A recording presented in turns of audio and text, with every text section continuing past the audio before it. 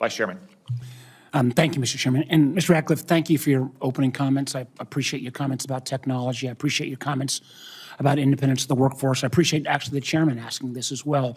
I want to come back to a couple of these topics because there is concern in the community. I hear it. You may have heard it. When we hear statements by incoming administration officials, and occasionally even from the president-elect himself, attacking the intelligence community and threatening to replace long-term career civil servants if they are somehow deemed as not sufficiently loyal. You've addressed this, but I want to address it again right now. What assurances can you provide to this committee and to the CIA workforce that you will resist efforts to fire or force out career CIA employees because of their perceived political views or somehow their views of loyalty to the president? Well, I think the best example of that, Mr. Vice Chairman, is if you look at my record and my record as DNI, that never took place. That is never something anyone has alleged, and it's something that I would never do. So I would approach this position very much the same way and provide the same assurance. Again, I think there has been, a lot has happened in the last 4 years since your prior service. There have been these comments. I would again, if you are asked to remove personnel, to get rid of individuals based upon this kind of political litmus test, I'd ask that you keep the committee informed of those requests. I certainly will. Same thing, and again, I appreciate the chairman raising this as well. Most important job for you, for the folks at the CIA, speaking truth to power. And I want to again reiterate the question Senator Cotton raised. You've got to make sure that your analysis is objective, it's not politically influenced. We've got to make sure it's timely. This willingness to speak truth to power, even if it's uncomfortable, I would like you to speak to that again.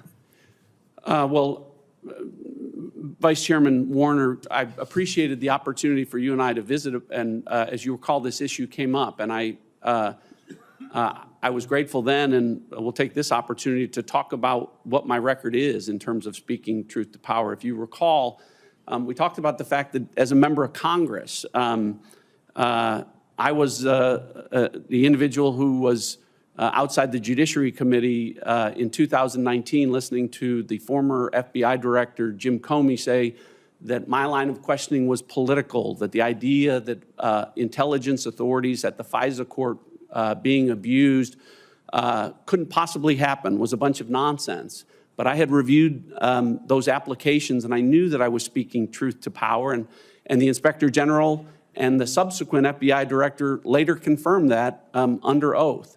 To that point, Director Wray this week in his exit interview said that China was the defining threat of our generation. I wrote that and said that 4 years ago as DNI, and when I did, I was accused of being political, but I wasn't. I was speaking truth to power. I wasn't outsizing the threat from China.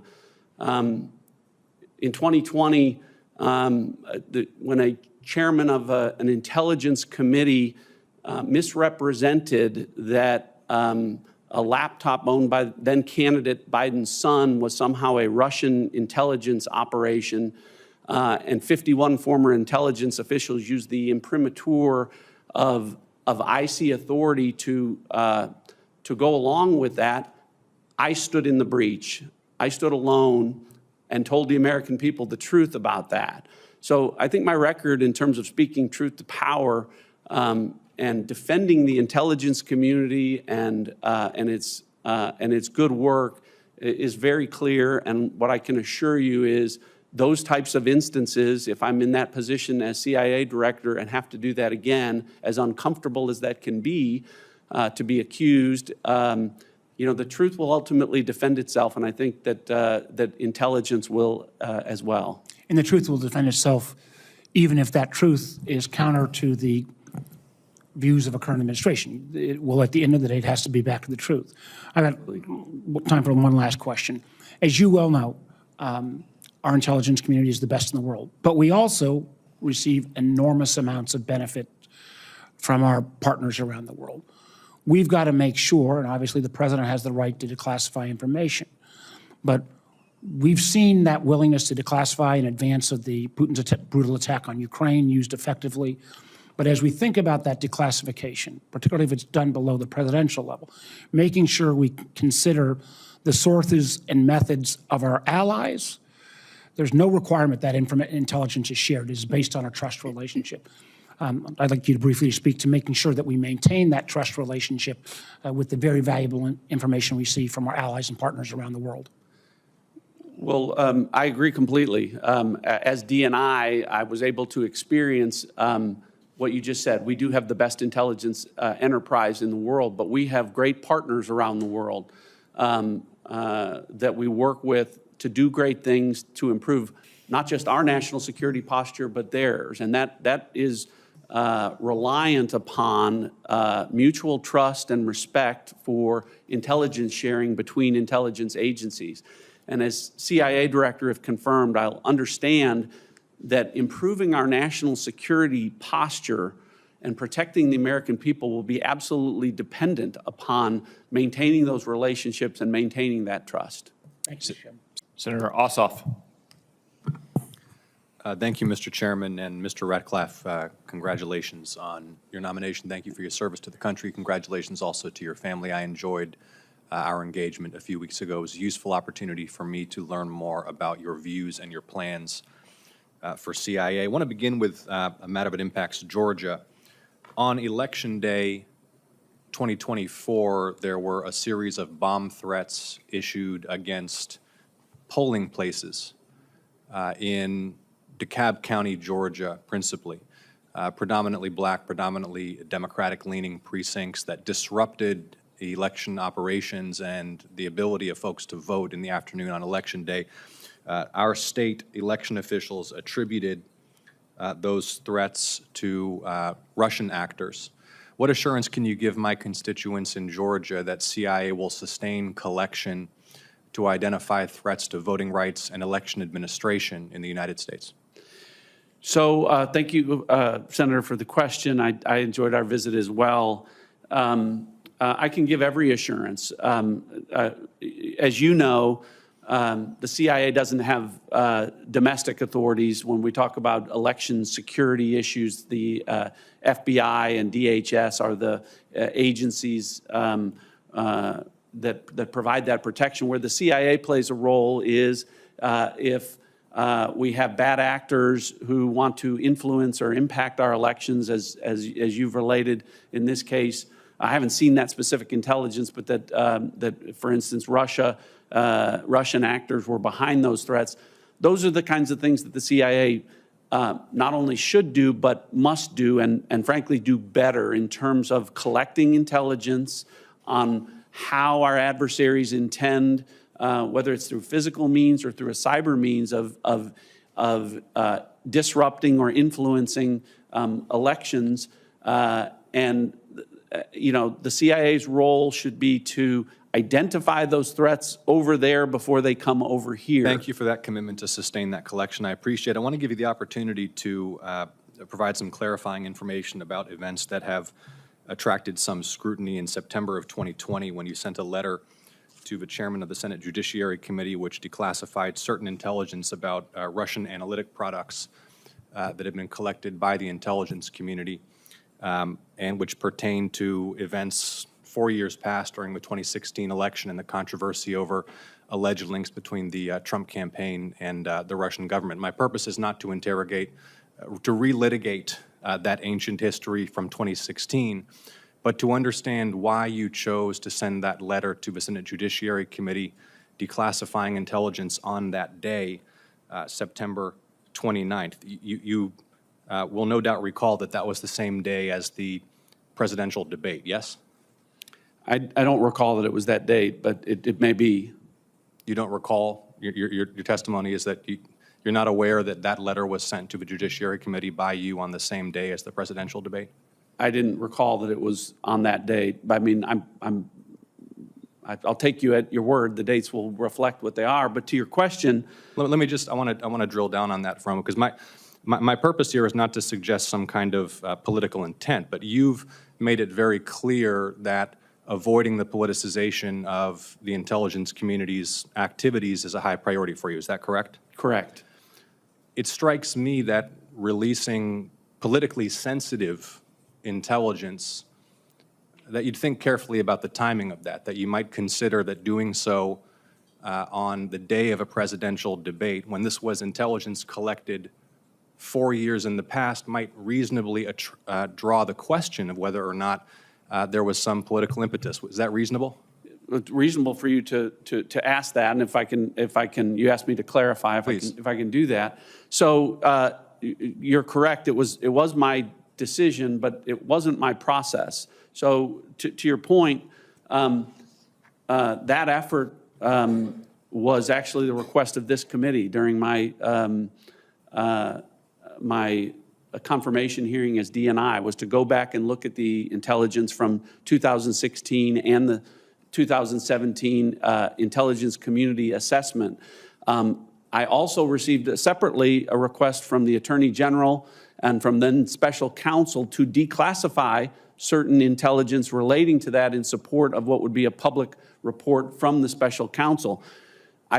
In addition to that, received what I would call requests or even demands from other Senate committees, to include the Judiciary Committee and the the Senate Homeland Security and Government Accountability, whatever the title of that committee is, for information related to that. That took place over a course of several months, and the process, just so you're clear, was an iterative, collaborative process that included the Attorney General, the CIA Director, the Director of the NSA, myself as DNI, and again, an iterative process that resulted in a highly redacted product to protect sources and methods, but yet to respond to these requests or demands to put that information out. So I take that's useful information, and my time is running short, but we can discuss further in the closed session if we need to. I appreciate you answering the question, very much look forward to that. And again, enjoyed our recent meeting. Thank you, Mr. Ratcliffe. Colleagues, I'll remind you that we'll move on to questions now for 5 minutes each in order of seniority at the gavel. When we conclude this open session, we'll have a 30-minute break and move directly into a closed session. Mr. Ratcliffe, the director of the CIA has 4 responsibilities under the law. 1, collecting foreign intelligence and counterintelligence. 2, correlating, evaluating, disseminating that intelligence. 3, directing and coordinating all human intelligence collection outside the U.S. And 4, performing other intelligence functions as directed by the president. The way I count those 4 responsibilities, at least 3 of them are about collecting foreign intelligence. And I said in my opening statement that collecting foreign intelligence is the core mission of the CIA. Do you agree that it's the core mission of the CIA to aggressively and unapologetically collect foreign intelligence, which is to say, steal the secrets of our adversaries to protect this nation? I do, Senator. It's why in my opening I said we would go to every corner of the globe, no matter how dark or difficult, to do that. Look, I know this committee knows well that on this issue with regard to the collection of human intelligence, we're not where we're supposed to be. And other agencies collect human, but CIA is the world's premier, and must be the world's premier clandestine collector of human intelligence. And yes, there are challenges. We've talked about some of those, ubiquitous technical surveillance, but some of it, Senator, I believe is an issue of making it a priority and focus and execution. You mentioned in your opening a former director once recently said that the CIA does not steal secrets, and I think that was demoralizing to the Directorate of Operations. So I'm here to publicly say that if confirmed, that's exactly what the CIA is going to do. Good decisions are hostage to good information and good intelligence. And the better we do at collecting human intelligence, the better decisions you all can make, the better analytic judgments analysts can make, and the fewer intelligence lapses or failures that you highlighted, Mr. Chairman, will occur if we embrace that as a priority. Thank you. With intelligence collection as the core mission of the CIA, then I presume you agree in my opening statement that the people who collect the intelligence are the main effort in the agency. Everyone else is a supporting effort. Important jobs, to be sure, but a supporting effort, is that right? Yes. Do we need to increase the ratio of people in that main effort who are collecting intelligence to the people who are supporting it or using and harnessing what they produce?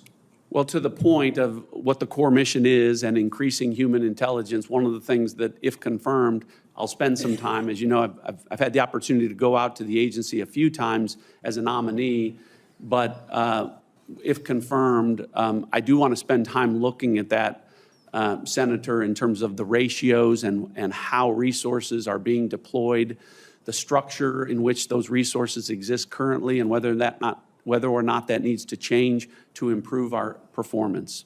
Thank you. Let's talk a little bit about analytic objectivity at the CIA. That starts with you. You have a partisan background. We all on this dais have partisan backgrounds. We've thrown partisan punches as much as the next guy has. It also is not without precedent. Republican politicians have taken over this job before. George H.W. Bush or Mike Pompeo, Democratic politicians like Leon Panetta have taken it over. I think, for the record, all three of them were pretty good at the job. Can you assure the committee, your workforce at the agency, the American people, that despite your partisan background in politics, you'll set aside those partisan views and that you will be someone who can effectively lead the agency in delivering the intelligence and analysis that the President and the Congress depends on? I can, Mr. Chairman. While I enjoyed my time in Congress, I enjoyed more my time as DNI and opportunity to be apolitical, and look forward, if confirmed as CIA Director, to continuing to do that. It's absolutely essential that the CIA's leader be apolitical. As you know, that when you walk in the building at the CIA, inscribed on the wall is the quote, "And ye shall know the truth, and the truth shall make you free." That's a reminder to CIA officers when they walk in about the truth, collecting the truth, intelligence, critical information, so that American people can be free. Their freedom and liberty are dependent on the CIA doing that job and doing it in an apolitical way. And so I am very much committed to that and look forward to that if confirmed. Thank you. Congress mandated by law the creation of the Office of the Ombudsman for Objectivity at the CIA. It requires the office to, quote, conduct a survey of analytic objectivity among officers and employees of the agency. In your preparation for this hearing, have you had an opportunity to review the results of the most recent survey of that office? I have had a chance to see a summary. I haven't seen in detail the results of the congressionally mandated survey. I do know, though, that looking at it, what I can tell you at the top line, that participation in the survey was not what it should be, and it reflects that a significant percentage of the current CIA workforce does have concerns about the objectivity of the products that they're producing, and even cited that in specific instances to include the PDB, the President's Daily Brief, included some of those products that the workforce felt were not being objectively produced. Thank you. I'm glad you saw and reached those conclusions. The office and that survey is a good way for the workforce to communicate to the leadership and to the Congress what is happening sometimes out of our sight. And I'm hopeful that you'll address that if confirmed. Senator King. I'm hoping that quantum computing might solve the problem of having to be three places at once here at these hearings. I first want to acknowledge a new senator at the end of the dais, Senator Young. Welcome him to the committee. I'm very pleased that he's joining us, and I know he'll make a great contribution. Mr. Ratcliffe, congratulations. Thank you. Welcome. And it seems to me that you have an initial task that's a little unusual. but also very important, and that is to restore the confidence of the president-elect in the intelligence community. Before you can deliver the information that he needs to know, you need to get him to a place where he does have confidence in the judgments that are coming to him, and he's notoriously skeptical of the intelligence community. And being skeptical is not necessarily a bad thing, but I hope that's one of the first things that you can work with him on, is to make him receptive to the information and the truth that you will be providing as a result of your position. Well, thank you, Senator. I think one of the reasons that I have this opportunity for you all to consider me for confirmation is because President Trump knows and wants me to lead with integrity, wants me to carry out the duties of the CIA as a director, to follow the law and authorities as far as it will go and no further, to protect America's national security interests. I think that confidence that he has in you is an important asset. I just suggest rebuilding his confidence in the community is an important task. Let me move forward. Everybody's talked about telling the truth to power. Dan Coates, one of your predecessors at DNI, put it, I think, most succinctly and persuasively. He said, the mission of the intelligence community is to find the truth and tell the truth. I think that's a very good way to look at it. And we haven't talked much here today about why that's so important. I recently reread David Halberstam's book, The Best and the Brightest, a comprehensive history of Vietnam. It's heartbreaking about the intelligence failures and, frankly, intelligence manipulation that led to a great deal of that tragedy. So that's why it's so important, because skewed intelligence can equal lives lost. And you've already committed. I won't make you say so again, but I think you understand how important this is. I do. 4 years ago, I asked you a series of yes and no questions. You answered them all correctly. I'd like to run through them once more very briefly. Would you ever ask, encourage, or support an intelligence professional adjusting his or her assessment to avoid criticism from the White House or political appointees? No. Would you ever change or remove content in an intelligence assessment for political reasons or at the behest of political leadership? No. Would you consider an individual's personal political preferences to include loyalty to the president in making a decision to hire, fire, or promote an individual? No. And do you commit to exclusively consider professional qualifications in IC personnel decisions without consideration of partisan or political factors? Yes. If you were to receive credible evidence as director of the CIA that an individual was undermining objectivity and furthering a political agenda in the intelligence community, would you remove or discipline that person? Yes. Will you or any of your staff impose a political litmus test for CIA employees? No. Finally, if confirmed, will you reassure your workforce that loyalty tests are not allowed and not encouraged in the CIA? I will. Those were exactly the answers that you gave before. Thank you. One other brief question. I believe that you are the author of an important statute on cyber security, and I've done extensive work in that area myself. I believe that one of the great failings in national policy is the lack of a cyber deterrent strategy, that our adversaries, particularly China, feel that they can attack our telecommunication system, our electrical system, or whatever with impunity. Do you believe that it would serve the national interest to develop a declaratory cyber deterrent strategy similar to the strategy that underlies the rest of our national defense posture?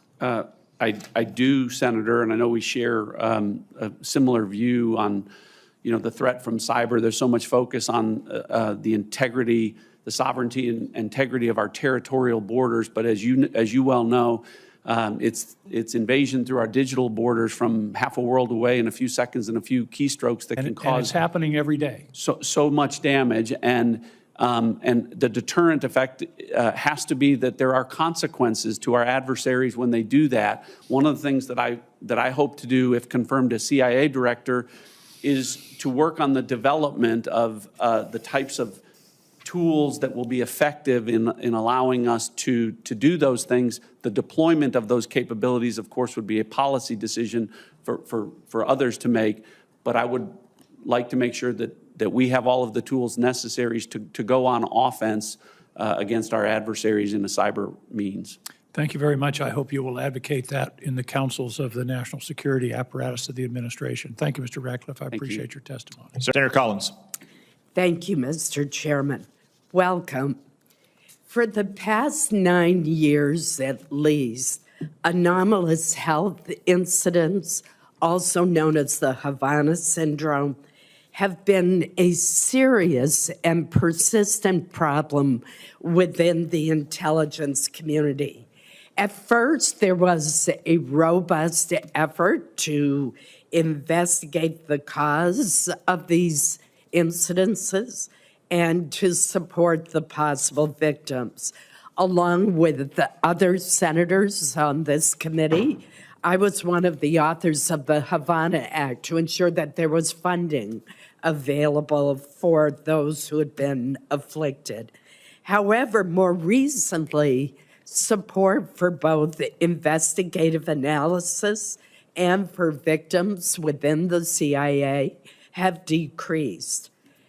Then we've had some interesting developments. On December 5th, the House Committee on Intelligence released an unclassified report finding that there was an increasing likelihood that a foreign adversary was responsible for at least some of the reported AHI cases. Then on the 10th of January, the ODNI released an updated intelligence assessment of AHIs that revealed that 2 intelligence agencies reported that they believed a foreign actor may have used some sort of novel weapon or prototype device to inflict AHIs on our personnel. This is very disturbing to me. It raises questions of whether dissenting voices were suppressed in earlier analyses. And my basic question to you is this: what actions, if confirmed, will you take to ensure that the CIA aggressively and objectively investigates the causes of AHIs, including examining whether or not a foreign adversary is responsible for harming the men and women who are serving our country? Senator Collins, thank you for the question. And I want to start by saying I enjoyed the chance to visit with you. And as you recall, we talked about this issue from my perspective 4 years ago when I was the Director of National Intelligence, and you were as concerned then as you are now about this issue, along with Senator Rubio. And I asked then CIA Director Haspel to look into the issue 4 years ago. Having stepped away, I share your frustration that 4 years later, we're very much in the same place in terms of trying to make an assessment and determination on the cause of this. And I share your frustration in not being able to understand why, but if confirmed and have the opportunity to be briefed on all of the assessments and intelligence, my pledge to you is that I will drill down and look carefully at that issue and work with you to see. I read the unclass report, the House report, and the unclassified version of the intelligence community assessment. I have not had access to my understanding, very lengthy classified report, but I look forward to drilling down on that because, as I talked about in my opening, the workforce has been affected by this, and it has affected their morale because of this. And it's why I highlighted that. And so, the cause of it is one point, but the care of the CIA workforce has been affected is another. But they're equally important to me. So my pledge is to look into it, but to work with you to try and, obviously, we need to know if we have an adversary that is using a weapon against our people, and I look forward to my ability to look at that intelligence for myself. Thank you, and I look forward to working with you. I have very little time left. The chairman mentioned that the intelligence community, for which I have the greatest respect, has had some significant misjudgments lately. For example, there was a misjudgment of how long the Afghan government would stand after the United States' hasty and ill-advised withdrawal. The IC missed early assessments on Ukraine's willingness to fight, projecting incorrectly how quickly the Russians would be able to take Kyiv. They did not warn or predict of the Hamas mass attack against Israel. The IC was surprised at South Korea's martial law declaration, nor did they predict the rapid collapse of the Syrian regime.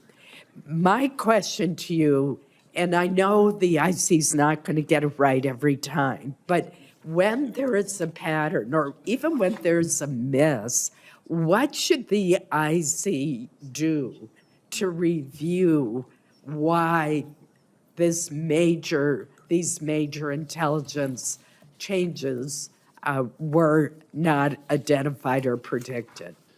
Well, thank you, Senator. You know, it's what I talked about, I think, in response to Chairman Cotton's question about this, is that, yeah, the intelligence community isn't always going to get it right, hasn't always gotten it right, but we've had too many instances where you all, as policymakers, are finding out by watching news reports about some of these things that I think can be, in some cases at least, fairly characterized as intelligence failures or lapses. We talk about what can we do, what do we need to do. Part of it is a technical thing in terms of improving our collection, addressing ubiquitous technical surveillance. And I know I haven't been fully briefed on this, but I am impressed by some of the things that, for instance, the Directorate of Science and Technology is doing to help us solve for X with regard to operating as human sources in an environment of UTS.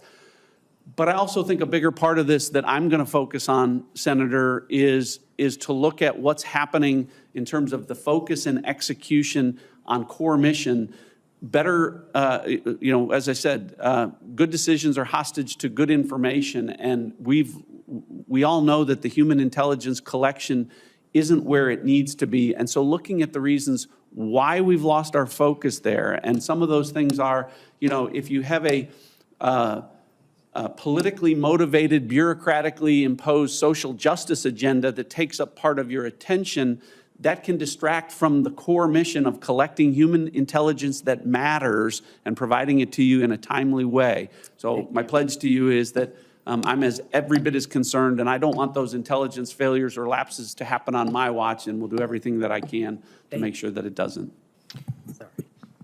I want to congratulate you, Mr. Chairman, on taking this role. Thank you for that. And I want to thank the Vice Chairman for your leadership as Chairman of this committee. I hope that we'll continue along with the standard that you set for all of us in terms of politics. Congressman Ratcliffe, it's good to see you again. Thank you for your visit to the office. I know you're a student of our history and a student of this committee. You know that this committee came out of a series of reforms that Congress put together because to deal with a really dark chapter in American history. There was some Senator King from Maine talked about bad intelligence during Vietnam. There were instances of the CIA engaging in assassination plots abroad. It's hard to imagine today that that's even true. That provoked bipartisan outrage, and the reason this committee exists in part is not just to make the policy that you've been talking about and others this morning, but also to provide oversight on behalf of the American people and our colleagues who, as Senator Langford were just saying, don't have access to the intelligence that the people on this committee have. I would just ask you to talk a little bit about your views on what the purpose of that congressional oversight is, and what, if you are confirmed to this position, what your responsibility to this committee will be. Thank you, Senator Bennett. I enjoyed the chance to visit with you and talk about a number of issues. As you know from my background, I came from Congress. I was on an oversight committee, the House Permanent Select Committee on Intelligence. And so I think it gives me a unique perspective. I brought that over as DNI, and if confirmed as CIA director, I have the perspective of both, the executive branch and the legislative branch. And I will confess that one of the things I was disappointed in was the fact that despite being on a congressional oversight committee over the intelligence communities, there was so much intelligence that I learned for the first time as DNI that I knew that no member of Congress was aware of. And I think that sort of speaks to my approach and understanding that I take seriously the obligation that I will have, as if confirmed as CIA director, to keep this committee fully and currently informed on intelligence issues. It's not that this committee or any intelligence committee or any oversight committee in Congress needs to know everything, but you should at least know the topics exist. So let's talk about that a little bit, Congressman. I mean, the president gets his presidential daily brief every day.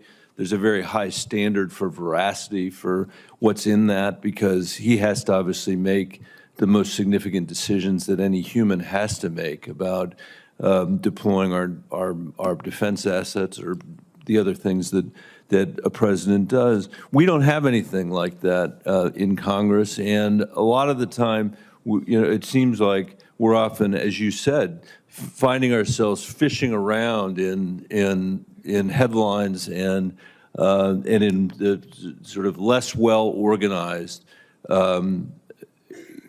intelligence materials that were provided with no assurance that it's a complete picture of anything. So I wonder, what your conclusion about that is, and how what the obligation of the CIA or any intelligence agency is with your leadership to be able to provide a fuller picture, the picture that you're talking about, that a member of Congress who's on these committees should actually know rather than be guessing about. Well, my perspective is that you've highlighted all of the things that sort of reveal that our national security posture is impacted in a negative way when we're not communicating well between the branches of government, and particularly on sensitive national security matters. So I think a better informed Congress will allow for better national security decisions and keep the American people safe. So I'm open to a continuing dialogue about how I won't stand on traditions. This is traditionally what the CIA does or shares. I am open to, at the end of the day, we talk about the core mission of the CIA. It's to provide a decisive strategic advantage to you and to the president as policymakers. And so I don't view it as just informing the president. I view it as integral that I be informing you to provide that same strategic, decisive advantage. I'm out of time. I appreciate very much the fulsomeness of your answer. I just want to observe that it's really easy for politicians to accuse the intelligence agencies of politicization. And actually, it's important that, we do that when it's an appropriate thing to do. But this is the place where that oversight is supposed to be provided. These are the people that are supposed to fix that problem. And it can only be done if we have people with integrity that are working at the heads of these agencies that can help us fix the problems, not just complain about it. And I hope we'll be able to work together to do that. Thank you, Mr. Ratcliffe. I look forward to it. Senator Rounds. Today, the Senate will hold votes on two pivotal cabinet nominees. First, we will vote to advance the nomination of John Ratcliffe to serve as CIA Director. I will respectfully vote no, not because of our political difference, which of course exists, but because I'm deeply worried that Mr. Ratcliffe will be unable to stand up to people like Donald Trump and Tulsi Gabbard, who are known to falsify intelligence. As CIA director, Mr. Ratcliffe will have to make decisions based on intelligence and fact. There may be no agency more important than the CIA that has to be fact-based. Sometimes these facts will lead to inconvenient conclusions for his superiors and the president. It's in those cases where truth, not fiction, not ideology, must prevail. And I have my doubts that Mr. Ratcliffe will be able to hold firm. Most troubling about Mr. Ratcliffe were the answers I got from him about Tulsi Gabbard, President Trump's nominee to serve as Director of National Intelligence. If confirmed, Ms. Gabbard would oversee the CIA and our entire intelligence community. And I think she'd be colossally disruptive for American security. If there's anyone who hasn't been fact-based, as you've listened to her statements over the years, it's Tulsi Gabbard. She seems to make things up out of thin air. No one could be worse in a position of DNI than someone who doesn't believe in facts. So I told Mr. Ratcliffe he should urge President Trump to drop her nomination. If he really cares about the CIA and its integrity, he couldn't report to somebody like Tulsi Gabbard in good conscience. She's simply too risky. Ms. Gabbard has a whole history of spreading falsities, cheering America's adversaries.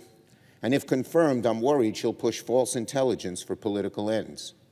Those are precisely the moments Mr. Ratcliffe will have to hold firm, reject what she says, and go to the president and speak truth to power. His answers to my questions about that were unsatisfying. And so I'm voting no, because it's such an important position. Mr. Kennedy, aye.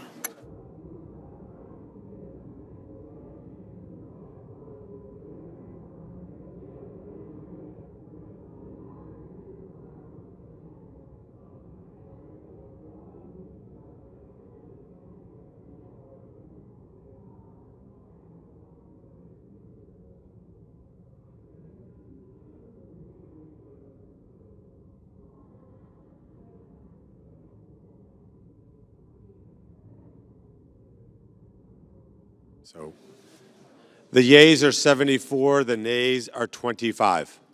The nomination is confirmed. Now recognize the majority leader. Thank you. I ask unanimous consent that with respect to the Ratcliffe nomination, the motion to reconsider be considered made and laid upon the table, and the President be immediately notified of the Senate's action. Is there objection? Without objection. Director Ratcliffe, I want to start with you. Who determined that the content of this discussion on Signal was not classified? Senator, I guess I'm not. Well, for example, I can speak to my personal knowledge. There was no classified agent mentioned as part of this story. Normally, that would be classified information. So I guess what I'm asking is, did you just determine it was not classified, or was there any declassification after the fact? So to be clear, so everyone understands the process, as we talked about, Signal is a permissible use. I understand has been used that. at the CIA, has been approved by the White House for senior officials. And appropriate for many conversations. And recommended by CISA for high-level officials who would be targeted by foreign adversaries to use end-to-end encrypted apps whenever possible, like Signal. In this case, what the National Security Advisor did was to request through a Signal message that there be coordination. So you mentioned the name of a CIA active officer, correct? So I didn't mention the name. You didn't mention the name. Existence of that. And in the article, the implication was that somehow that was improper. That was not the case. So a CIA officer was not operating undercover. So the request for coordination was for a staff member to coordinate on the high side. So I communicated the name of a CIA officer not operating undercover, completely appropriate, who does openly and routinely coordinate with the White House as a member of my staff. So the intimation there that there was something inappropriate was clearly incorrect. Did it occur to you that given the sensitive nature of this discussion, that it could just move to the high side? So that was clearly, Senator, I think the intent was that this was initially set up by the National Security Advisor with the instruction that send a point of contact, and then you will be provided with information further on the high side for high side communication. So I think clearly it reflects that the National Security Advisor intended this to be, as it should have been, a mechanism for coordinating between senior level officials, but not a substitute for using high side or classified communications for anything that would be classified. And I think that that is exactly what did happen. So I'm curious, did this conversation at some point include information on weapons packages, targets, or timing? Not that I'm aware of.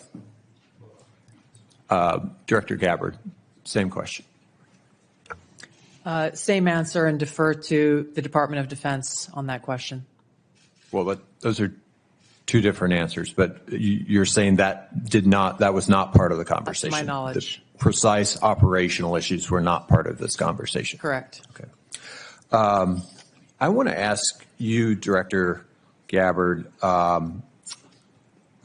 something on a very different track here, which is I very much agree with the conclusion of the ATA that foreign illicit drug actors are a major threat in the United States, and many of you have spoken to this today. Is the IC wrong in its omission of Canada as a source of illicit fentanyl in the ATA? I was surprised, given some of the rhetoric, that there is no mention of Canada in the ATA. Senator, the focus in my opening and the ATA was really to focus on the most extreme threats in that area. And our assessment is that the most extreme threat related to fentanyl continues to come from and through Mexico. So the president has stated that the fentanyl coming through Canada is massive, and actually said it was an unusual and extraordinary threat. And that was the language that was used to justify putting tariffs on Canada. I'm just trying to reconcile those two issues. Is it an unusual and extraordinary threat, or is it a minor threat that doesn't even merit mention in the annual threat assessment? Senator, I don't have the numbers related to Canada in front of me at this time. I'd like to get back to you on the specifics of that answer. It's less than 1% of the fentanyl that we are able to interdict. But if you have different information, I would very much welcome that. Senator Budd. Chairman, thank you very much for holding this hearing, and thank you for being here. Mr. Director Ratcliffe, it sounds to me like your testimony today and the Secretary and the DNI's testimony is that there was nothing wrong at all with the signal thread that you were on, that it didn't include any targeting information or battle sequence. That is your testimony. That's your testimony. And I'm a little staggered that that is your view, Director Ratcliffe. Does the CIA have any rules about handling of classified information? Yes or no? Yes. Thank you, Director Ratcliffe. Do you agree, Secretary of Defense Pete Hegseth said this morning when asked by members of the press what had happened, he said this morning in Hawaii that Atlantic Editor-in-Chief Jeff Goldberg is a, quote, deceitful and highly discredited so-called journalist who's made a profession of providing hoaxes time and time again. Do you share that evaluation, the Secretary of Defense's evaluation of Jeff Goldberg as a journalist? Senator, I didn't see those comments. I don't know Jeff Goldberg. So do you share that view of the Secretary of Defense? Well, I don't have a view on. Okay. Do you, assuming that he has that view, I'm curious about whether you are the CIA director. Okay, this has happened. We know it's happened. Did Jeff Goldberg somehow Was it did he create a hoax that allowed him to become part of this signal thread? Please answer the question. You don't insult the intelligence of the American people. Did he invite himself to the signal thread? I don't know how he was invited, but clearly he was added. Clearly it was. Finish your sentence, please. Clearly he was added to the signal group. Your question is, you don't know that the president's national security advisor invited him to join the signal thread? Everybody in America knows that. Does the CIA director not know that? I've seen conflicting reports about who added the reporter to the signal messaging group. You think that it's perfectly appropriate that there was a reporter added, especially one that the Secretary of Defense says is deceitful, highly discredited, a so-called journalist who's made a profession of peddling hoaxes over and over again? Is your testimony that it was appropriate that he was added to this signal thread? No, of course not. And why did you not call? Hold on, Senator. You're mischaracterizing my testimony. Good. You answered the question. Let me ask you. When he was added to the thread, you're the CIA director. Why didn't you call out that he was present on the signal thread? I don't know if you use signal messaging app. I do. Not for classified information, not for targeting. Well, neither do I, Senator. Neither do I, Senator. Well, that's what your testimony is today. It absolutely is not, Senator. Were you not listening at the beginning? No. When I said that I was using it as permitted, it is permissible to use. I agree that's your testimony. Yeah. I agree that's your testimony. You asked me if I use it, and I said not for targeting, not for classified information. And I said I don't either. I also know Jeff Goldberg. I don't use it to communicate with him, but you thought it was appropriate. By the way, I think he's one of the more outstanding journalists in America, but I'm shocked to find him on a thread that he's reading in the parking lot of a grocery store in Washington, D.C., and your testimony as the director of the CIA is that it's totally appropriate. No. Is it appropriate that the president? That is not what I. Okay, when did I say it was? Please. When did I use the word appropriate? Well, go ahead, please. Well, I didn't. That everybody in America. So clearly, there's nothing to Senator, see here is what your testimony is. No, I never said that. This is just a normal day at the CIA where we chat about this kind of stuff over Signal. In fact, it's so normal that the last administration left it here for us. That's your testimony today. That's your testimony. No, that's Senator. not my testimony. That's what you said. I didn't say any of those things that you just related, Senator. I heard you say it. We'll let the American people decide. Let me ask you one final point. I'm out of time. It. Well, are you going to give me a chance? Is it appropriate? Did you know that the president's Middle East advisor was in Moscow on this thread while you were, as director of the CIA, participating in this thread? Were you aware of that? Are you aware of that today? I'm not aware of that today. This sloppiness, this incompetence, this disrespect for our intelligence agencies and the personnel who work for them is entirely unacceptable. It's an embarrassment. Senator, you need to do better. You need to do better. Thank you. I'm being gavelled by the chairman, and I apologize for going over my time. Senator Young. 6 years. So, Director Ratcliffe, you were a member of the Houthi PC small group signal chain, correct? I was. Yeah, and so were the Vice President, the Secretaries of State and Defense, the National Security Advisor, and Ms. Gabbard, correct? I believe so. I don't have a list of who was invited to be on. And so was national political reporter Jeffrey Goldberg, correct? I don't know that. Yes, you do. I don't know Jeffrey Goldberg, and I've already testified. I don't know whether or how he was added. Okay, well, he was a member of the signal chain, and the discussion included the Vice President's private opinion on the wisdom of proposed U.S. strikes in Yemen, correct? I don't recall. Vance, quote, I think we are making a mistake. I am not sure the president is aware of how inconsistent this is with his message on Europe right now. There was a strong argument for delaying this a month. You don't recall? I don't, as you You don't recall seeing that? read that, I don't. It included the private opinions of the Secretary of Defense on the timing of strikes in Yemen, correct? I don't recall. Director Ratcliffe, surely you prepared for this hearing today. You were part of a group of principals, senior echelons of the U.S. government, in now a widely publicized breach of sensitive information. You don't recall whether the Vice President opined on the wisdom of the strikes? That's your testimony today under oath? In that setting, I don't recall. Here's what Secretary Hegseth said, quote, waiting a few weeks or months does not fundamentally change the calculus. Two immediate risks on waiting. One, this leaks and we look indecisive. Two, Israel takes an action first or Gaza ceasefire falls apart and we don't get to start this on our own terms. Your testimony is you don't recall the Secretary of Defense sending that message or reading it? I recall there being an exchange. I don't recall the specifics as you're reading it. Well, let's put it this way, Director Ratcliffe, a discussion by senior U.S. officials on the timing and risks of a proposed military campaign and disagreements between the President and the Vice President about U.S. plans and intentions would be of obvious interest to foreign intelligence services, would it not? Yes.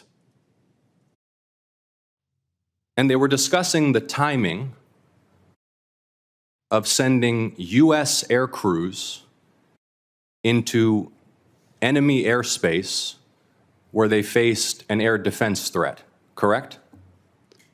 I'm going to, Senator, defer to the other principles that you're referring to about what the meaning and the context of They're what they talking were about auditing. the timing of U.S. airstrikes, correct? Yes. Yes, and therefore the timing of sending U.S. air crews into hostile airspace, correct? Yes. And therefore the time period during which enemy air defenses could target U.S. air crews flying in enemy airspace, correct? I don't know that. You do know that. Let me ask this question, General Hawk. You lead America's signals intelligence collection. Would the private deliberation of foreign senior officials about the wisdom and timing of potential military action be a collection priority for you and the U.S. intelligence community? Senator, it's our job to do indications and warning for both the plans and intentions of adversary leaders and for military commanders. And would not information about the timing of airstrikes allow a military to pre-position or cue air defense systems to shoot down enemy aircraft? I think, Senator, from our perspective, any advance warning is something that we certainly are trying to protect. Yeah. Director Ratcliffe, this was a huge mistake, correct? No. A national political... Hold on. No, you Let me hold answer. on. No, Director Ratcliffe, I asked you a yes or no question, and now you hold on. A national political reporter you can characterize it how you want. Was made privy the White to House sensitive information about imminent military operations against a foreign terrorist an inadvertent organization. Mistake of adding a reporter. And that wasn't a huge mistake? That wasn't a huge mistake? Well, I think they characterize it as a mistake. This is an embarrassment. This is utterly unprofessional. There's been no apology. There has been no recognition of the gravity of this error. And by the way, we will get the full transcript of this chain, and your testimony will be measured carefully against its content. Thank you, Mr. Chairman. I thank the witnesses again for their appearance today. I sense the Vice Chairman has something to add. I do. So I will recognize the distinguished Vice Chairman, General Kelly. Yeah, I'd now, for the first 30 seconds, Mr. Ratcliffe, or Director Ratcliffe, formerly known as Texas, from this Mississippi guy, I'd like to give you 30 seconds if you have anything to respond to what Ms. Gabbard Director Gabbard, I'm sorry, just said. Well, Mississippi, it's good to see you again, and I appreciate the opportunity. You know, there's so much talk about this Atlantic article and about things that were said and that could have happened instead of a focus on what did happen. So my responsibility as CIA director, one of its responsibilities is to kill terrorists. And that's exactly what I did along with President Trump's excellent national security team. That's what we should be focused on. With regard to that article, I also would appreciate the opportunity to relay the fact that yesterday I spent 4 hours answering questions from senators as a result of that article that were intimating that I transmitted classified information because there were hidden messages. Those messages were revealed today and revealed that I did not transmit classified information, and that the reporter, who I don't know, I think intentionally intended it to indicate that. That reporter also indicated that I had released the name of an undercover CIA operative in that Signalgate. In fact, I had released the name of my chief of staff, who is not operating undercover. That was deliberately false and misleading, and I appreciate the opportunity to reflect that my answers haven't changed. I used an appropriate channel to communicate sensitive information. It was permissible to do so. I didn't transfer any classified information. And at the end of the day, what is most important is that the mission was a remarkable success, is what everyone should be focused on here, because that's what did happen, not what possibly could have happened. Thank you, Director Ratcliffe. Director Patel, thank you for the great job that you've done. So first of all, your coordination and trying to comply with the letter that was sent last year and the year before asking for the baseball shooting, of which what I got was basically what happened on the field, and I was there, so I don't need to know that, although no one from the FBI ever talked to me about what happened. They talked to people who were not there. But I appreciate your commitment to getting us the full unredacted report, or the redactions, or to protect innocent people who are not part of the process, not the people who made decisions to classify that as suicide by cop, as opposed to an assassination attempt of many members of Congress, of which I was one. Thank you for your commitment, Director Patel, because I know that you will give us what we have asked for so that we can put this to rest, Mr. Winstrup, myself, and several others. Can I get your commitment to do that, Director Patel? In fact, I just got an update, Mr. Vice Chairman, from my team. You'll have all of those materials to you and your committee by the close of business today, or at the latest tomorrow morning. And just really quickly, Director Ratcliffe, and I don't want to go over time. I think it's so important for everybody to have their time. Can you tell me the impact that DOGE has had in causing you to fire people you shouldn't have fired, or release people who are instruments of national security no longer there? Tell me if you've had any impact specifically that DOGE has caused you to lose someone who was necessary for national security. Given the fact that as of this date, no one from DOGE has been on the CIA campus, and I've had no direct communication with DOGE other than conversations with Elon Musk at cabinet meetings, I would say the impact is zero. Director Patel? I'm in a similar situation. We do work with DOGE on government efficiencies, but I have not seen any negative impacts at the FBI. Thank you very much. And Director Gabbard, it's good to see you again, too. You know, I think we were freshmen together, you and I and Director Ratcliffe, and I'm here and you guys are like there. Have you seen any impact across the whole IC that DOGE has caused things that you can't respond to? Yeah. Thank you, Congressman. It's great to see you all again here. The answer is no. Similar with Director Ratcliffe, DOGE has not been at ODNI. The President understands the essential national security mission that we have, and we are going through our own internal assessments to ensure we're achieving the effects in an efficient way that is responsible to the American taxpayer. Yield back, Mr. Chairman. Gentleman yields. As the distinguished Vice Chairman, General Kelly. Yeah, I'd now, for the first 30 seconds, Mr. Ratcliffe, or Director Ratcliffe, formerly known as Texas, from this Mississippi guy, I'd like to give you 30 seconds if you have anything to respond to what Ms. Gabbard just, Director Gabbard, I'm sorry, just said. Well, Mississippi, it's good to see you again, and I appreciate the opportunity. You know, there's so much talk about this Atlantic article and about things that were said and that could have happened instead of a focus on what did happen. So my responsibility as CIA director, one of its responsibilities is to kill terrorists. And that's exactly what I did along with President Trump's excellent national security team. That's what we should be focused on. With regard to that article, I also would appreciate the opportunity to relay the fact that yesterday I spent 4 hours answering questions from senators as a result of that article that were intimating that I transmitted classified information because there were hidden messages. Those messages were revealed today and revealed that I did not transmit classified information, and that the reporter, who I don't know, I think intentionally intended it to indicate that. That reporter also indicated that I had released the name of an undercover CIA operative in that Signalgate. In fact, I had released the name of my chief of staff, who is not operating undercover. That was deliberately false and misleading, and I appreciate the opportunity to reflect that my answers haven't changed. I used an appropriate channel to communicate sensitive information. It was permissible to do so. I didn't transfer any classified information.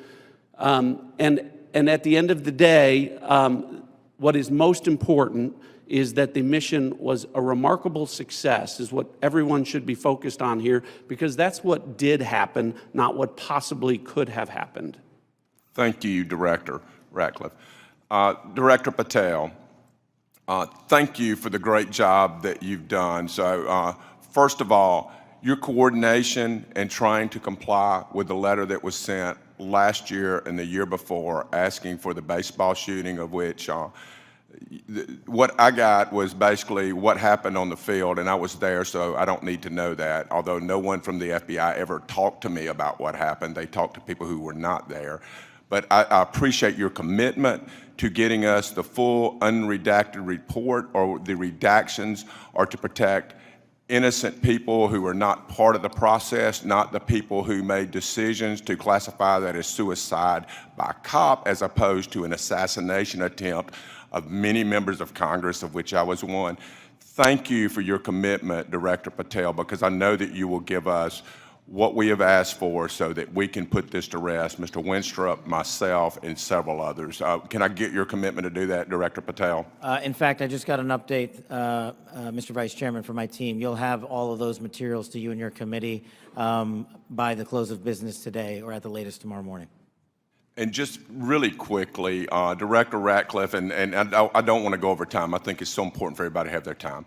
Can you tell me the impact that DOGE has had in causing you to fire people you shouldn't have fired, or release people who are instruments of national security no longer there? Tell me if you've had any impact specifically that DOGE has caused you to lose someone who was necessary for national security. Given the fact that as of this date, no one from DOGE has been on the CIA campus, and I've had no direct communication with DOGE other than conversations with Elon Musk at cabinet meetings, I would say the impact is zero. Director Patel?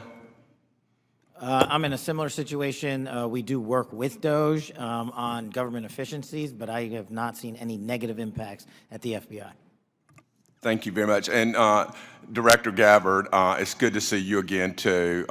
You know, I think we were freshmen together, you and I and Director Ratcliffe, and I'm here and you guys are like there. Have you seen any impact across the whole IC that DOGE has caused things that you can't respond to? Yeah. Thank you, Congressman. It's great to see you all again here.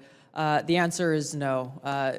Similar with Director Ratcliffe, DOGE has not been at ODNI. The President understands the essential national security mission that we have, and we are going through our own internal assessments to ensure we're achieving the effects in an efficient way that is responsible to the American taxpayer.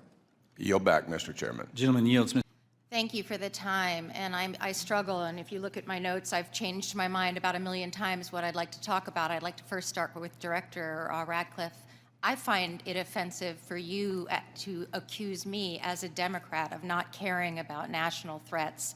I very much wanted to talk about those. In fact, had prepared questions in advance of this hearing about those threats, specifically about biosecurity and bioterrorism, but I don't have time to ask those questions because the threat is in the House. The threat is across the dais, and I need to ask these questions. It's my job to ask these questions of you. Because when I served in the military, and I served in classified environments, had this happened to me, I would have walked my resignation in immediately. This is not okay. Communicating these sorts of things in Signal is not okay. Targets, times, those kinds of things are absolutely classified, and we all know it. I know it, these people know it, you all know it. And the fact that we're having to have these conversations now means that I can't ask the questions that I need to ask about things like bioterrorism and biosecurity. And so I'd like to put you in check as well, sir, because you can't assume who I am any more than I can assume who you are, sir. I would like to move my questions, however, over to Director Gabbard, because you are the DNI. You do have an obligation and a responsibility. I'm going to speak to you specifically about the fact that you have spent much of your 40 days talking about the importance of making sure that we don't reveal classified information, making sure that we don't leak information. You're a former battalion commander in the Army. I don't think that you would have necessarily appreciated the kind of leaking of information that I believe absolutely did happen in this Signal channel and is worthy of a further investigation. In fact, this committee established something called 50 U.S.C. 3235A, and this committee, on a bipartisan, apartisan basis, requires you, the DNI, to swiftly notify Congress and the Intelligence Committee if you're aware of any sort of significant unauthorized disclosure or compromise of classified information, which I would argue this has all of the markings of being that. And so if you, as the DNI, see such a thing anywhere within your organization's purview, you have the obligation to begin an investigation to report back to us on that. Would this seem to qualify to you as something worthy of that investigation? Thank you for your question, Congresswoman. In this situation, Secretary Hegseth has the Yes or classification no? and You are the declassification DNI. authority over DOD information. This chat did not have the auspice of being a DOD chat. There's no such thing as labeling it as DOD. This was a chat amongst a great variety of people, and you, according to our law that we passed here bipartisanly, have an obligation when you think there has been a tangible, significant leak of information to instigate an investigation. Do you not think it's important to do such a thing? Well, the National Security Council is investigating no? this inadvertent leak. And again, I point to Secretary Hegseth as having the classification. I and would argue that declassification Secretary authority. Hegseth, if he had the dignity that he needs to have, should be walking his resignation in, because I believe that his probably is heading toward being relieved of his duty based on what I think are significant and illegal leaks, most likely. I would like it if you would please commit to this organization that you will follow the law, and I would like it if you would also investigate what is likely to be more than just this chat. Because if there's one, there's more than one. If there's smoke, there's fire. Would you please obligate yourself and your organization to that investigation? Yeah, Congresswoman, yes, I will follow the law. Thank you. I appreciate that. And Director Patel, I learned just recently that you only heard about this yesterday, which blows my mind since I heard about it 2 days ago, and I'm just a low on the dais, junior chipmunk here. Did you really only hear about this yesterday? The exact timeline I'm not aware of, but yeah, I think it was yesterday or the night And now before. that another day has passed, do you Well, believe... actually, it was the night before the hearing. Now that another day has passed, do you believe that it's now time potentially for the FBI to open an investigation into this? I'm not going to comment on that. Because you're the director of the FBI, you don't believe it's appropriate to comment on that? Because there's a process in place, there's an ongoing litigation, and the National Security Council is reviewing this matter. And I'm not going to discuss any open or closed That investigations. ongoing investigation, literally, the lawsuit happened today or yesterday afternoon, and the idea that you don't have an opinion on this at this point is frustrating to me. No, it's not. My I'm not final going to question, prejudge any reclaiming my matters, time, my and the men final and women of the question, reclaiming FBI my will time, reclaiming call my the balls time, and strikes. Reclaiming my time, not sir. you. Sir, Mr. Chairman, I'd like to have... Gentlewoman's recognized. You have Thank 4 you. seconds remaining. No, I have more than You have that 2 because seconds Mr. remaining. Patel would not acknowledge Gentlewoman's me. time has expired. Mr. Stubbe. Thank you, Mr. Chairman. I'm going to give the director the ability to respond without being interrupted by his questioner. I appreciate that, Congressman. I guess just a general reflection here again that for the last 2 days, members of the intelligence community have been asking questions about a signal messaging group and not asking questions from Democrats either in the Senate or the House on China, Russia, Iran, and the real threats that are going on to the United States. And you can say that you care about the good work that agencies are doing like the CIA and that you care about 140 stars on the wall, but no one's asked me about my second day on the job here, where I lit the fuse that led to a foreign government participating with us to capture one of the senior planners of the Abbey bombing that killed 13 Americans. And in the process, we worked with a government that previously hadn't, that hadn't cooperated with us on counterterrorism matters. Or the fact no one has focused on that within an hour of that taking place, I was on the phone with Director Patel and a few hours later with Attorney General Bondi, working together, the IC and the FBI working together to bring this person home in less than a week. Unprecedented success for the intelligence community and the law enforcement community. Exactly representative of the kind of work that we should be doing and the kind of work that an oversight committee should be asking about. But instead, we're getting questions about whether or not someone has drinking habits. I just wish in an annual threats hearing where the American people want to hear about threats, that's what we would be talking about. Thanks for the opportunity to clarify. Absolutely, Director. I want to thank you and all the people who work with you and all the witnesses and the men and women, the brave men and women who are putting their lives on the line each and every day for this country. And to the military as well, we are grateful and we recognize the sacrifice and dedication.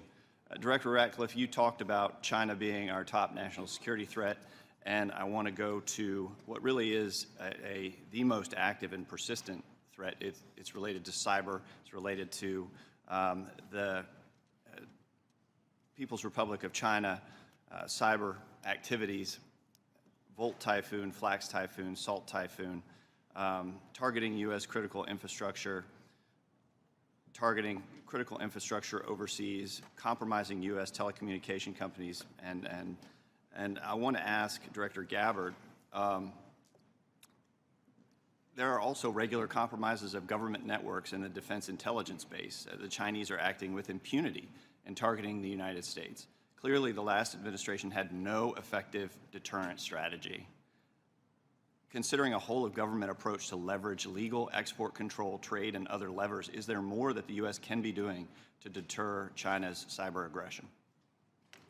Thank you, Congressman, for your question. In short, the answer is yes. Much of that relies on our intergovernmental planning and operations, but also very closely integrating with our private sector partners. This is essential for us to be able to harden our own cyber infrastructure, our own critical infrastructure, and to look at what our capabilities, both defensive and offensive, are and how those should be used. If I may, Congressman, I'd just like to address Congressman Gomez's maligning of my reputation and not giving me the opportunity even to respond to his accusations. What occurred in that Signal chat was an update to National Security Cabinet members that was also issued around the same time as updates to our foreign partners and allies in the region. There were no sources, methods, locations, or names of targets that were included in that chat. The decision to conduct this operation had been made long before that conversation took place.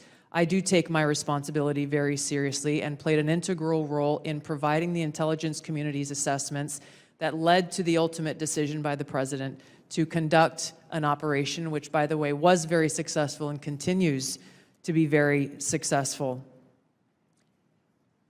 I was traveling at the time, and I was not playing a very specific role, as these chats reflect, in much of the conversation that took place there. Secretary Hegseth, in my experience, has continued to operate in the way that President Trump's confidence in him inspires, which is in the best interest of the American people and our war fighters and ensuring our national security. I think it's wrong to impugn him, especially at a point where he is not here to defend his own honor. Thank you, Congressman. I agree with your assessment and support for the Secretary, and I yield back. Gentleman yields. Ms. Houlihan. Gentleman yields. Now recognize the gentleman from Illinois, the former federal prosecutor, Mr. LaHood. Well, thank you, Mr. Chairman. I want to thank all of our witnesses today for your service to our country. And I want to focus my questions this morning on FISA Section 702. And Director Ratcliffe, welcome back to the committee. In your confirmation hearing before the Senate, you were asked extensly about FISA and Section 702, and I think laid out a compelling narrative on how, as you described it, quote, how indispensable it is to national security. And you were also asked about a warrant requirement on Section 702. And your answer to that was, quote, on whether a warrant makes sense on 702, your quote was, the answer is no. We're talking about national security issues where sometimes minutes matter in the ability to disrupt or interdict the bad actors or to act upon the intelligence that you can gain from that, unquote. Director, I wanted to ask you, is that still your belief today regarding the warrant requirement?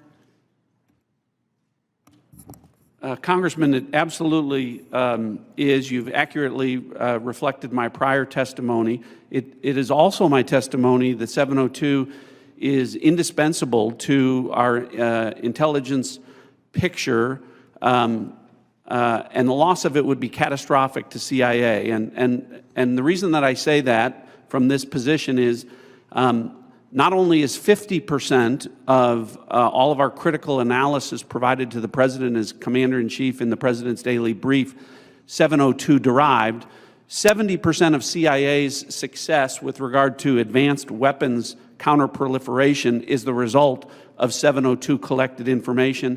And finally, 90% of CIA's successful interdictions with regard to synthetic drugs like fentanyl are the result of 702 collection. It's absolutely indispensable to the work that CIA does, and I'm glad that you gave me the opportunity to reflect that to this committee. Thank you, Director. And just to ask a follow-up on that, as you know, in the House last year when we had our FISA reform and Section 702 reform measures put in place, you know, we had a debate, robust debate on the House floor regarding the warrant requirement. It was a very, very close vote, 212 to 212. Director Ratcliffe, what can you tell our members to alleviate and reassure them on, again, the harm that a warrant requirement would do to 702? Well, Congressman, it would impose a de facto ban on lawfully querying previously collected data to find threats against U.S. persons and government officials. So that would be, again, catastrophic to our efforts to keep our community safe.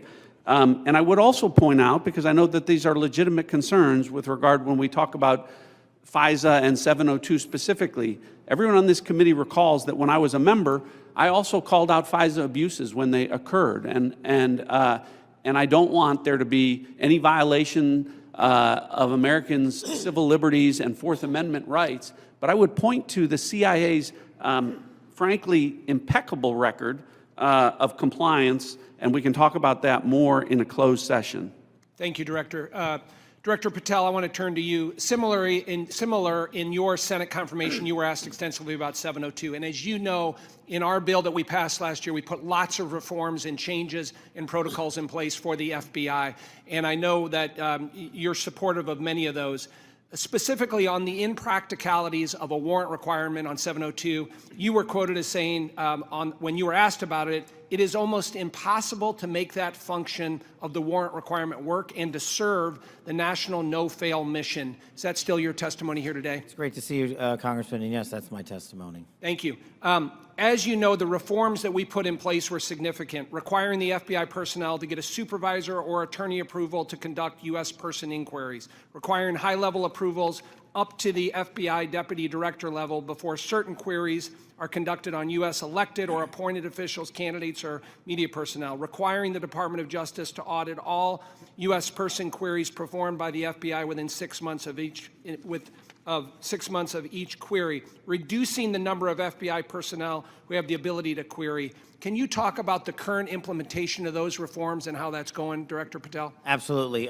With probably the most recent one, in terms of 702 query reviews, we only have about 200 left when it comes to U.S. persons, and we will promulgate those findings to you. But as of today, of all the U.S. persons queried in the 702 databases, there's only been one instance of negligent conduct. We have already implemented limited access to those who actually know how to use the FISA process in 702, and we have implemented a direct reporting structure to the Office of Director and the Deputy Director to make sure that anyone, whether it's intentional or unintentional, abuses the 702 query system is brought to our attention immediately, and we will take that on for action directly.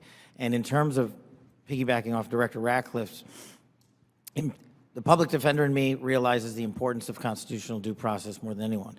The staffer in me from the House Intelligence Committee may be the only person who has worked more on FISA reform and exposing FISA abuse in modern congressional history. And the terrorism prosecutor in me and the JSOC civilian in me tells me that we cannot do away with 702 or FISA Title I and Title III, but we can work with you and your committee to make it better. I don't know all those ideas. I don't have all those answers, but you have my commitment that we will use it appropriately going forward. Thank you, Director. I yield back. Gentleman yields. From Arkansas, the distinguished chair of the Financial Services Committee, Mr. Hill, is recognized. Thank you, Mr. Chairman. And let me say, Director Gabbard and Director Ratcliffe, it's so great to have you back in the Longworth House Office building.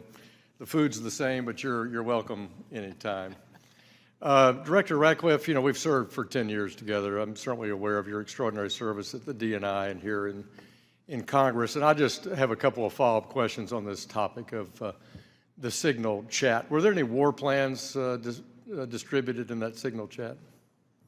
No, Congressman.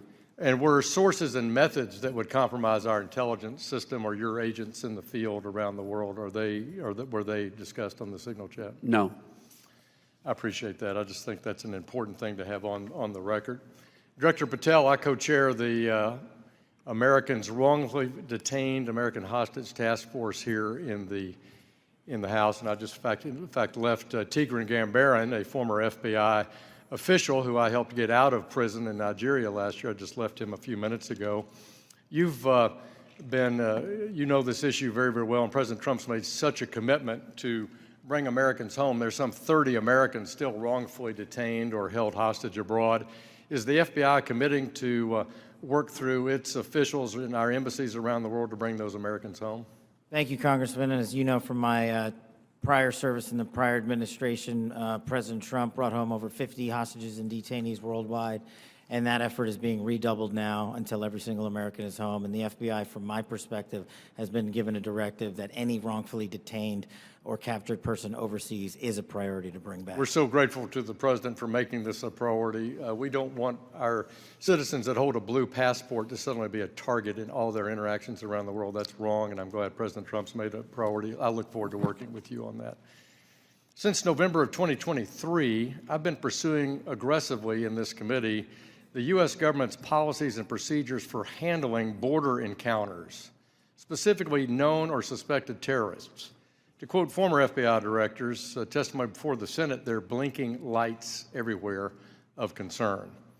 But despite my numerous attempts, including multiple briefing requests, letters, legislative provisions, a GAO report requested, the prior administration refused to provide requested information and data on what the public now knows was a very dangerous situation along the U.S. borders that President Trump now has as a priority of fixing. In January 2024, there were 176,000 encounters along the southern border, with 51,000 occurring at ports of entry and 124,000 between ports of entry. Comparing that to the work just in the first few weeks of the Trump administration, total encounters are down to 61,000 along the border, with 32 at ports of entry and 29,000 between ports of entry. For the record, that's a 60% reduction. Director Patel, since President Trump took office in January, as we've seen these plummeting border encounter numbers, has the country seen a drop in known or suspected terrorist encounters at the border? Thank you, Congressman. It's one of the issues I really wanted to address today. And I think the country deserves to know that known or suspected terrorists, KSTs, are coming in with much less frequency at the southern border. In fact, if my information is correct, 2 since January 20th. And they are coming in with much greater frequency in the northern border, and since January 20th, that number is 34. And those metrics carry out over the last year in terms of ratio. So what it tells me is that known or suspected terrorists, the individuals that want to do the most harm to this country, are utilizing the northern border, and we got to refocus assets up there. Yeah, which I think is good. And I'm glad the prior administration did declassify the ISIS arrests in Philadelphia and did declassify the citizen that was coming across the northern border to do harm on Election Day. That's good, but we have much more to do. And Director Gabbard, I need your help working with your colleagues here. It's this idea of requesting coordination between Director Patel, Secretary Noem, and the committee with fused data on known or suspected terrorists. Whether it's TSA data, BPP data, FBI internal data, we want to have that coming to us. Where are these people? What's been done with them? What is the government's position on them? Will you commit to work with us as OD and I to get this information from across the government IC? Absolutely, Congressman. And as you know, our National Counterterrorism Center was really created to fulfill exactly that task, so that we're not dealing with multiple vetting systems that are coming up with different results, that we have this central vetting database to be able to identify those known or suspected terrorists who may be trying to come into our country, or who may be one of the tens of millions who illegally crossed into our border, may have come into our country during the last 4 years. We look forward to working with you. Thank you for your answers, and I yield back. Gentleman yields. Ms.